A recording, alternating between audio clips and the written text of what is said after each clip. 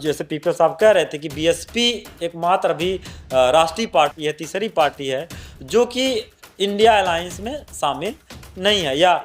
Even बहन जी से भी हम लोगों की अपील है, अखिलेश जी से भी अपील है, कांग्रेस के नेता से भी अपील है, सोनिया जी से, राहुल जी से भी, और दूसरे दलों से भी अपील है, आरजेडी के सुप्रीमो लालू जी से भी अपील है कि, या नीतीश जी से भी अपील है।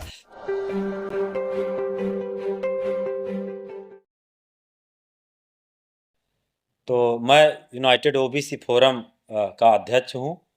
और उसी के बिहाफ पर जो है आपके बीच अपनी बात रख रहा हूं। पहली चीज ये है कि जो केसी पीपल साहब ने कहा कि जो बहुजन तबका है, बहुजन बिरादरियां हैं, जिस तरीके से राजनेता लोग या राजनीतिक पार्टियों के मुखिया लोग सोच रहे हैं कि जो हमारा बिखराव है, बीजेपी का सत्ता में आने के पीछे एक मोटा मोटा जो कैलकुलेशन अगर आप कॉमन सेंस से देखिए, वो ये है कि कहीं न कहीं विपक्ष की पार्टियों का आपस में सामंजस्य न होना और उनके वोटों का बिखराव ही जो है बीजेपी के उन्नति और जो है तरक्की का कारण है या सत्ता पे काबिज होने का कारण। तो इस बात को पार्टी के शीर्ष नेतृत्व को, जो राजनीतिक पार्टी, वो महसूस कर रहे हैं, और वही महसूस नहीं कर रहे हैं बल्कि सिविल सोसाइटी के लोग भी यह महसूस कर रहे हैं कि हम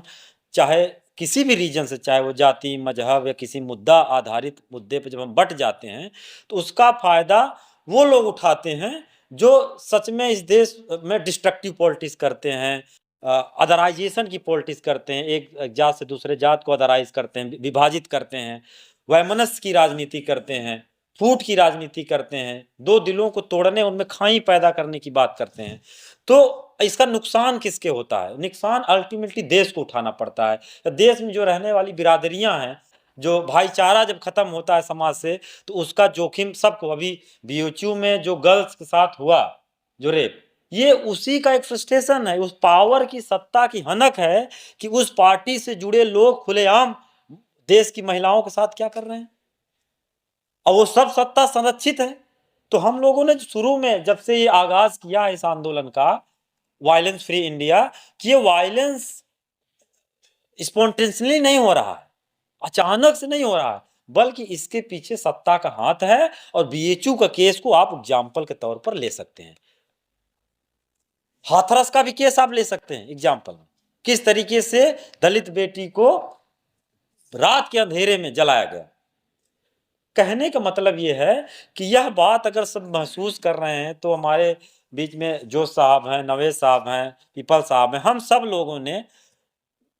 ये जिम्मेदारी सिविल सोसाइटी की तरफ से या अलग अलग तंजीमों की तरफ से, चाहे माइनॉरिटी की जो तंजीमें हैं, बैकवर्ड की जो तंजीमें हैं, दलितों के जो इंस्टीट्यूशंस हैं, उनके प्रमुखों से बात करते हुए हम लोगों ने फैसला लिया कि ये बात पार्टियों की तरफ से तो हम जो है हो ही हो, वो कितना इस बात को संजीदा है कि नहीं है, लेकिन समाज में हम लोग रहते हैं, हमारी बहन बेटियां अगर असुरक्षित हैं, पत्रकार असुरक्षित हैं, सिविल सोसाइटी के लोग, प्रोफेसर सुरक्षित सुरक्षित नहीं है, वो आज यूनिवर्सिटियों में उनके साथ जो है मारपीट की घटनाएं हो रही हैं। तो कहीं न कहीं अपने देश को बचाने की जिम्मेदारी हम सबकी भी उतनी है, हम इसको किसी राजनीतिक पार्टियों पर नहीं छोड़ सकते। मतलब ये देश मुल्क सबका है, तो सबको बचाने की भी जिम्मेदारी है। तो वायलेंस अगर हो रहा है तो सत्ता द्वारा पोषित हो रहा है, सत्ता के संरक्षण में हो रहा है। इसलिए इस सत्ता संरक्षित वायलेंस को, हिंसा को खत्म करने के लिए जो सत्ता इसको बढ़ावा दे रही है, जिसके संरक्षण में ये वायलेंस पल रहा है, चाहे वो वैचारिक वायलेंस हो, चाहे वो फिजिकल वायलेंस हो, या दूसरे तरह का वायलेंस हो। वायलेंस की एक व्यापक परिभाषा है। तो उस वायलेंस को कम करने के लिए यही है कि उस सत्ता को बदल दिया जाए, तो एक सहूलियत हो सकती है समाज में भाईचारा को कायम करने के लिए, समाज में सौहार्द को कायम करने के लिए, सामुदायिक सौहार्द को कायम करने के लिए हम बढ़ सकते हैं। तो एक बात ये हुई। दूसरी बात यह है कि हम लोग अलग अलग तरीके से पॉलिटिकल पार्टियों को भी, अभी जैसे पीपल साहब कह रहे थे कि बीएसपी एकमात्र अभी राष्ट्रीय पार्टी है, तीसरी पार्टी है जो कि इंडिया अलायंस में शामिल नहीं है। या तो मेरा कहने का मतलब ये है कि चाहते तो हम सब हैं कि हमारा जो बिखराव है समाज में, जो हमारा अपना वोटों का बिखराव है, मतों का बिखराव है, वो कम हो। तो कहीं न कहीं 2024 का जो आने वाला चुनाव है, ये जो 24 का चुनाव अभी होगा, जो आम चुनाव, उसमें हम एक सकारात्मक पहचान, सकारात्मक बदलाव की उम्मीद कर सकते हैं। मैं ये नहीं कह रहा हूँ गारंटी के साथ हम लोग नहीं कर सकते हैं, लेकिन अगर मैं कह रहा हूँ कि उसकी संभावना अगर बन रही है, तो हम सब उन संभावनाओं पर काम करने की कोशिश में लगे हुए हैं और उसी कोशिश को आपके ज़रिए हम लोग पहुँचाने की कोशिश कर रहे हैं कि अगर इतनी पार्टियां आपस में मतभेद बुला करके, और अभी तो सीटों का शेयरिंग भी नहीं हुआ है, वह भी लोग बैठने की, अभी 4 मीटिंगें हो चुकी हैं, आपस के जितने डिफरेंसेस हैं उसको मिनिमाइज किया जा रहा है और आगे भी इस विजन के साथ, इस सोच के साथ आगे बढ़ रहे हैं कि वो मिनिमाइज किया जाएगा। कोई भी कॉन्फ्लिक्ट अगर आएगा तो उसको उसको रिजॉल्व किया कर लिया जाएगा। लेकिन ये उनका दायित्व है। हम सिर्फ ये कह रहे हैं, उनसे अपील भी कर रहे हैं कि और भी जो पार्टियां, छोटी-छोटी पार्टियां, जिनका हो सकता है कि किसी छोटे से इलाके में ही जनाधार हो, लेकिन अगर वो जनाधार आपके पक्ष में आता है, मतलब मैं कह रहा हूँ बूंद-बूंद से सागर बनता भरता है, घड़ा भरता है, तो एक-एक बूंद जो हमारी बिखरी हुई है, अगर उसको भी हम लोग कलेक्ट करने की कोशिश करें, तो ज़रूर हम जो है 2024 जो है बीजेपी अपराजेय नहीं है। हम अपने समाज को बचा सकते हैं, देश को बचा सकते हैं। आप सब पत्रकार साथी वाकिफ़ हैं भारत, इस मुल्क में क्या हो रहा है। महँगाई, बेरोज़गारी का सवाल, वायलेंस का सवाल, नोटबंदी का सवाल, सारा चीज़, इकोनॉमी आपकी जो है किस तरीके से क्राइसिस में जा रही है। उन सारे सवालों को जो है का एक एक सॉल्यूशन के तौर पर हम कहते हैं कि भई 10 साल बहुत हुआ। अब जो है फिर से देश की जनता को नए तरीके से सोचना चाहिए अपने मुल्क के बारे में, उसकी तरक्की के बारे में, उसके उसके खुशहाली के बारे में। तो ये चीज़ें जो है हम लोग आज की प्रेस कॉन्फ्रेंस के ज़रिए, और हमारा प्रेस नोट आपके बीच होगा, तो मूल बात यही है कि जो बिखरे हुए दल हैं, जो छोटी-छोटी पार्टियाँ हैं, उनके बीच में अब 2 चीज़ आती है इसमें। एक आता है कि भाई हमारा वोट शेयर ज़्यादा है तो हमें ज़्यादा हक मिलना चाहिए। दूसरा है कि जो बड़े हैं, जो राष्ट्रीय पार्टियाँ हैं, उनको बड़ा दिल दिखाने की ज़रूरत है। तो ये दिल क्या है? दिल का कुछ जैसा कोई वो है नहीं, कोई वो नहीं है कि जिसको बड़ा-छोटा किया जा सकता है। ये अल्टीमेटली देश के प्रति आप कितना संजीदा हैं, वही दिल है आप।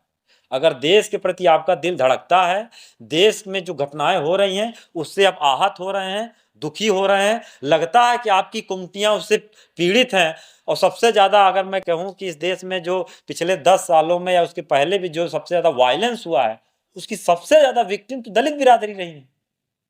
आए दिन आप देख लीजिए समाज में। फिर सब दूसरा टारगेटेड जो है कम्युनिटी है, सबसे लार्जर लेवल माइनॉरिटी।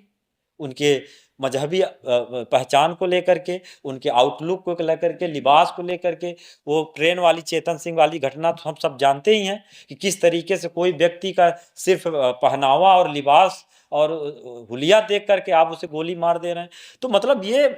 दुनिया के नज़र में हम क्या दिखा रहे हैं या हम क्या मैसेज दे रहे हैं। तो ये कहीं न कहीं ये जो 2024 का चुनाव है, ये हमें इस चुनाव को अपने मुल्क की बेहतरी की तरफ मोड़ना है, और उसके कड़ी में हम लोग चाहते हैं कि एक एकता बने, सिविल सोसाइटी में भी एकता बने, बिरादरियों में भी एकता बने, और पॉलिटिकल पार्टियां जो इस ग्रांड अलायंस से वंचित हैं, उनको भी, उन पार्टियों के प्रमुखों से हम लोग अपील कर रहे हैं कि आप लोग प्रयास करिए। इवन बहन जी से भी हम लोगों की अपील है, अखिलेश जी से भी अपील है, कांग्रेस के नेता से भी अपील है, सोनिया जी से, राहुल जी से भी, और दूसरे दलों से भी अपील है, आरजेडी के सुप्रीमो लालू जी से भी अपील है कि, या नीतीश जी से भी अपील है कि वो लोग उन सारे लोगों को अपने पॉलिटिकल फ्रंट पर जो है जोड़ने की कोशिश करें। सिविल सोसाइटी के तौर पर जो है जितने लोग यहाँ इकट्ठा हो रहे हैं, उनके बीच में हम लोग अपनी बातें ले जाने की कोशिश कर रहे हैं। इतना संदेश आप लोगों के मुझे देना था। शुक्रिया। DNN हिंदी को सब्सक्राइब करने के लिए दबाएं लाल रंग का सब्सक्राइब बटन और घंटी का बटन दबाकर ऑल नोटिफिकेशन पर क्लिक करें। चैनल को जिंदा रखने के लिए नीले रंग का ज्वाइन बटन दबाकर चैनल को आर्थिक सहयोग करें।